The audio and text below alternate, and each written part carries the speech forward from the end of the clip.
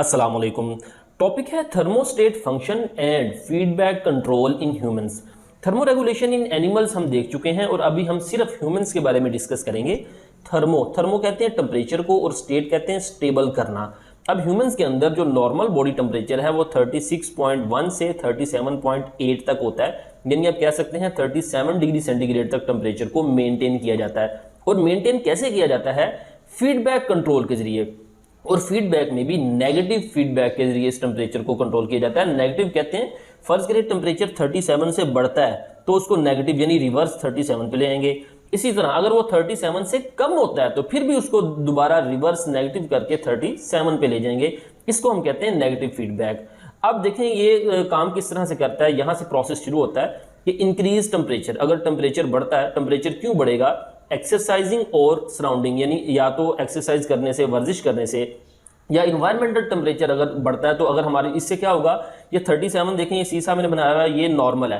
तो टेम्परेचर जब बढ़ेगा तो ये इम्बैलेंस हो जाएगा।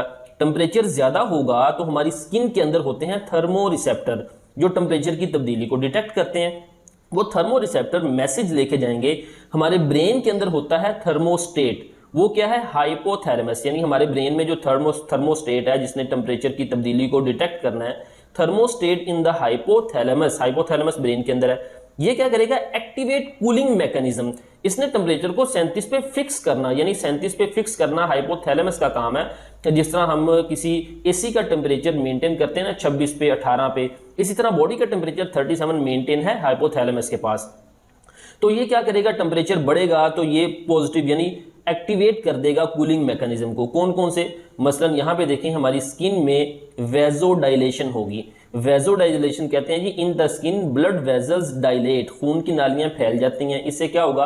Capillaries fill with the warm blood, skin के अंदर ब्लड आ जाएगा। Heat radiate from the skin, इससे क्या होगा? जब जितना ब्लड स्किन के एरिया में होगा उतना इन्वायरमेंट से कंटेक्ट ज्यादा होगा और हीट उस ब्लड से इन्वायरमेंट में जाएगी। और ये कौन से प्रोसेस से जाएगी? ये कन्वेक्शन से जाएगी। कन्वेक्शन को हम पीछे देख चुके हैं। इसी तरह दूसरा जो मैकेनिज्म है वो है स्वेट ग्लैंड। हमारी स्किन के अंदर देखेंगे स्वेट ग्लैंड है, तो इनको एक्टिवेट कर दिया जाएगा। Sweat gland activated increase evaporative cooling, यानी पसीना आएगा उससे एवेपोरेशन होगी और हमें कूलिंग इफेक्ट होगा। इसी तरह साथ इन दोनों के साथ यानी वेजोडाइलेशन, एवेपोरेटिव कूलिंग के साथ हमारा बिहेवियरल मैकेनिज्म तब्दील होता है। और इन सब चीज़ों के नतीजे में क्या होगा? बॉडी टेम्परेचर कम होना, बॉडी टेम्परेचर डिक्रीज हो जाएगा। थर्मोस्टेट जब टेम्परेचर कम हो जाएगा तो thermostat shut off cooling. Thermostat यानी हमारा जो हाइपोथैलेमस है, कूलिंग मैकेनिज्म को टेम्परेचर जब लो होगा शट ऑफ कर देगा, यानी नेगेटिव रिवर्स आ जाएगा टेम्परेचर। यहाँ पे देखें टेम्परेचर बढ़ा था, पॉजिटिव हुआ था, अब टेम्परेचर क्या आ रहा है? रिवर्स आ रहा है। तो ये वापस नॉर्मल बॉडी टेम्परेचर 37 हो जाएगा। अब दूसरी तरफ देखें, अगर डिक्रीज टेम्परेचर हो, टेम्परेचर कम हो ड्यू टू कूल्ड सराउंडिंग, सर्दी की वजह से, तो यहाँ पे भी देखें इम्बैलेंस हो गया, टेम्परेचर क्या हुआ? कम होगा।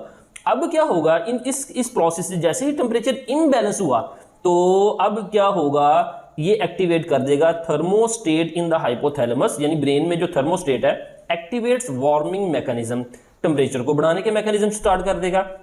अब वो कौन से मैकेनिज्म है? देखें यहां पे एक मैकेनिज्म तो ये है कि skeletal muscle activated, skeletal muscles जो से हैं उनको एक्टिवेट कर देंगे। वो क्या करेंगे? शिवरिंग थर्मोजेनेसिस, यानी वो कंट्रैक्शन शुरू कर देंगे। Shivering generates more heat. देखें सर्दियों में जब आप कांपते हैं, आपके मसल्स दरअसल शिवर कर रहे होते हैं, उससे क्या होता है? हीटिंग यानी हीट का इफेक्ट पैदा होता है, आप टेम्परेचर, बॉडी का टेम्परेचर बढ़ता है। और दूसरा देखें वेजो कंस्ट्रिक्शन, ऊपर जिस तरह से वेजो डायलेशन हुई थी, यहाँ पे वेजो कंस्ट्रिक्शन होगी, यानी वेजल्स जो सी हैं वो सुकड़ जाएंगी, blood vessels. Skin blood vessels constrict, skin के एरिया में देखें जो ब्लड वेजल्स हैं वो सुकड़ गई हैं, यहाँ पे देखें ये फैल गई थी, कंस्ट्रिक्ट हो जाएंगी। इससे क्या होगा? Diverting blood from skin to the deeper tissue, खून स्किन से नीचे वाले टिश्यूज में चला जाएगा। सर्दियों में आप देखें आपको टांगे और बाजू जोन से हैं वो हिलाने को दिल नहीं करता, क्योंकि उस एरिया में जो ब्लड है वो बहुत कम जा रहा होता है। इससे क्या होगा? Reducing heat loss from the skin surface, तो स्किन सरफेस से हीट लॉस कम होगी, यही तो हमारा मकसद है। तो ये वेजो कंस्ट्रिक्शन से और शिवरिंग थर्मोजेनेसिस के साथ, और इसी तरह कुछ नॉन शिवरिंग थर्मोजेनेसिस, यानी जिस्म में हमारे मेटाबॉलिज्म के लिए हीट के जरिए हीट प्रोड्यूस होती है और हम अपने बिहेवियर में भी तब्दीली लाते हैं, गर्म फूड खाते हैं, गर्म कपड़े पहनते हैं। तो इन तमाम मैकेनिज्म के नतीजे में होगा क्या? Body temperature increase, body temperature बढ़ जाएगा। और thermostat shut off warming mechanism, यानी ब्रेन में जो हाइपोथैलेमस है, जो थर्मोस्टेट है, वो वार्मिंग मैकेनिज्म को शट ऑफ कर देगा, क्योंकि टेम्परेचर जो कम हुआ था वो अब वापस नॉर्मल 37 पे आ जाएगा। तो इस तरीके से थर्मोस्टेट काम करता है और टेम्परेचर को मेंटेन रखता है 37 डिग्री सेंटीग्रेड पे। नेक्स्ट हम देखते हैं पायरेक्सिया। अब ये पायरेक्सिया क्या है? ये दरअसल बुखार को कहते हैं। रेज्ड बॉडी टेम्परेचर, जिस्म का दर्जा हरारत बढ़ जाता है यानी जब बुखार में, देन नॉर्मल की निस्बत, जिस तरह हमारा नॉर्मल 37 है ना, तो इसमें बढ़ जाएगा। क्यों बढ़ेगा? ड्यू टू पायरोजिन की वजह से बढ़ेगा। अब पायरेक्सिया यानी बुखार की वजह क्या है? वो कह रहा है कि pyrogens are the chemical that cause fever, यानी बुखार पैदा करने वाले जो केमिकल्स हैं वो पायरोजिन्स हैं। ये कोई एंडोटॉक्सिन्स वगैरह हो सकते हैं। अब वो कह रहा है कि in bacterial and viral infection, bacteria या वायरस की इन्फेक्शन की वजह से mainly leucocyte increase in number, white blood cell बढ़ेंगे, क्योंकि हमें पता है कि ये कुव्वत मुदाफ़त है हमारी, तो वाइट ब्लड सेल्स की तादाद बढ़ेगी ताकि वायरल और बैक्टीरियल इन्फेक्शन को ख़त्म किया जा सके। अब वो कह रहा है दीज पैथोजिन्स, यानी बैक्टीरिया और वायरस और पैथोजिन्स और प्लस ब्लड सेल्स जो से हैं, ये दोनों मिलकर प्रोड्यूस केमिकल्स बनाएंगे और उन केमिकल्स का नाम है पायरोजिन्स। यानी पैथोजिन्स केमिकल बनाएंगे जिनको हम पायरोजिन्स कहते हैं, और पायरोजिन क्या करेगा? Displace set point of hypothalamus above the normal point of 37, यानी पायरोजिन क्या करेगा?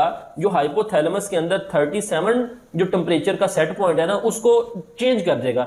यानी हाइपोथैलेमस में 37 की बजाय वो टेम्परेचर बढ़ जाएगा, ज़्यादा हो जाएगा। जिस तरह अभी मैंने बात की कि जिस तरह हम एसी का टेम्परेचर ज़्यादा सेट कर सकते हैं, कम भी, तो पायरोजिन डिस्प्लेस कर देगा, जिससे हमारा बॉडी टेम्परेचर बढ़ जाएगा। और इसका मेन मकसद यही होता है बॉडी टेम्परेचर बढ़ाने का कि पैथोजिन्स को काम करने के लिए फेवरेबल कंडीशंस ना मिलें। तो इससे फिर आस्ता आस्ता पैथोजिन्स बनना शुरू हो जाते हैं और हमारी जो बॉडी है वो उनके नुकसान से बच जाती है।